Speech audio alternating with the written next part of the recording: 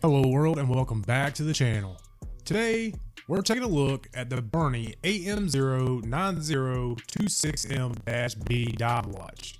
And before we get started, I need to tell you this is actually the second model BERNY has sent me.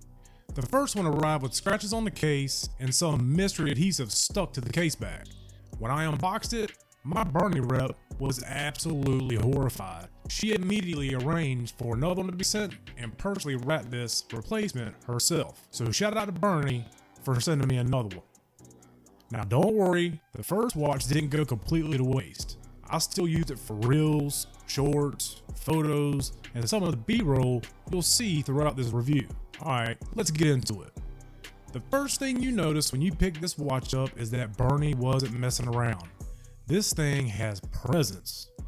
And by presence, I mean weight. Lots of weight. If somebody broke into your house, you could probably defend yourself with this watch before ever checking the time.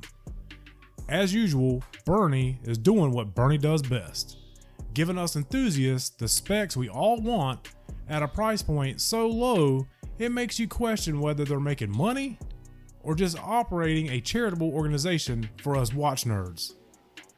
Now let's talk dimensions and specs. I measured everything myself with my calipers and my scale. The case diameter is 44 millimeters. Lug-to-lug comes in at just 45 millimeters. Lug width is 24 millimeters with screwed bars. Case thickness is 16 millimeters. The crown measures 8 millimeters. Inside, you'll find the tried and true Miyota 8215 automatic movement. It's a workhorse movement that's been around forever, easy to service, it hacks, it's reliable, and proven to keep ticking long after some of us have made questionable life decisions like my ex.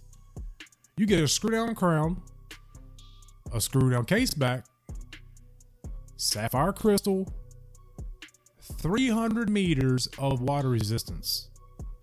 300 meters. You get full stainless steel construction, an unsized weight of 276 grams. 276 grams. And 120 click unidirectional bezel with excellent grip and very little back play. Now here's the interesting thing. This is probably the smallest looking 44 millimeter watch I have ever handled.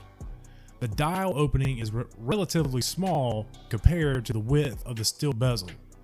So visually it wears much smaller than the specs would suggest. Combined with that short 45 millimeter lug-to-lug, this thing is going to fit a lot more wrist sizes than you'd expect. The case finishing is excellent. You've got a clean vertical brushing running down the sides that looks fantastic. The 8mm screw down crown is large, easy to grip, and makes setting the time and date effortless. And speaking of setting the time, the Miyota 8215 isn't fancy. It doesn't pretend to be fancy. And honestly, that's part of the charm. It's the watch movement equivalent of a Toyota pickup. It may not impress the valet, but it'll probably outlive them.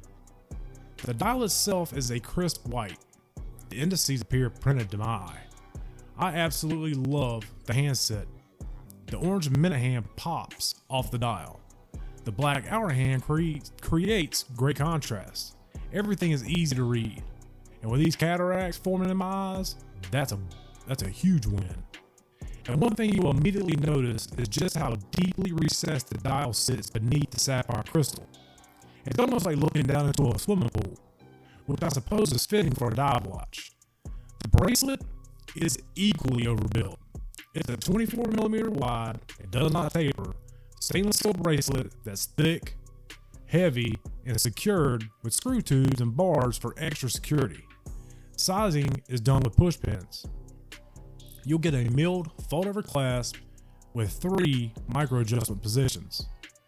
Now, despite weighing almost as much as my ex's emotional baggage, the bracelet is surprisingly comfortable. It articulates very well. It's flexible. It moves naturally. Honestly, also like my ex. So credit where credit is due. Now, it's time for my favorite section, the bitches and moans. Let's start with the obvious. This watch has 300 meters of water resistance. That's cool. It's impressive. But let's be honest with ourselves. Who is actually buying a dive watch for diving? It's 2026. Nobody.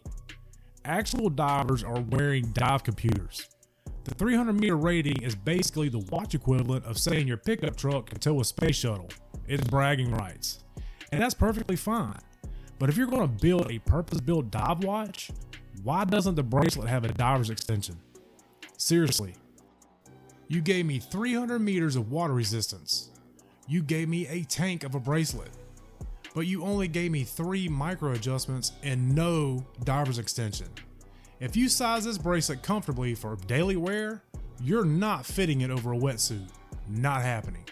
And speaking of diving, with the size of this watch and the weight of this bracelet, if you jumped into the ocean wearing this thing, you would reach the Titanic in about 2.5 minutes compared to 2.5 hours.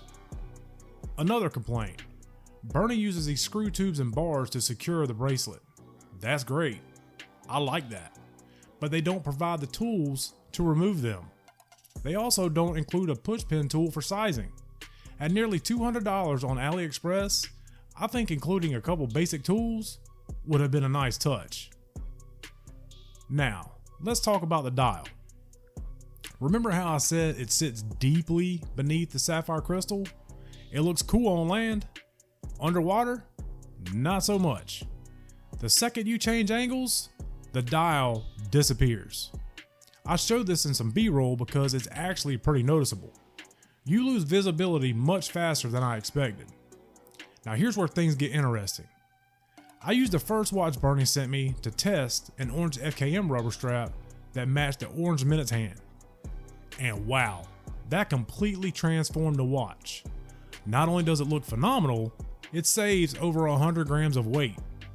Over 100 grams. That's huge. Suddenly, the watch feels more balanced, more comfortable, and guess what? Now it'll fit over a dive suit. Imagine that. A dive watch that's easier to dive with. My boy Craig, over at Dive Time Watch Reviews, he got the same watch. I gave him the link to this rubber. He switched it out and took it underwater. When his video drops, go check it out. I genuinely think BERNY should offer this FKM strap as an option at this price point alongside the bracelet. I think a lot of buyers would choose it. Now let's talk loom. The loom is decent, perfectly acceptable, but I think BERNY missed a massive opportunity here. Imagine a fully loomed white dial. Different loom colors on the indices. Maybe blue on the hands, green on the markers, something fun, something unique. Instead, we get blue loom on the indices, hands, and bezel triangle. It's good, it works, but it could have been spectacular. So where do I land on this watch? Do I like it? Absolutely. Do I love it? Absolutely not. This watch gets an A for effort, but a C for execution. It's one of those watches where you can clearly see the vision. You can see what BERNY was trying to accomplish. And in many ways, they succeeded.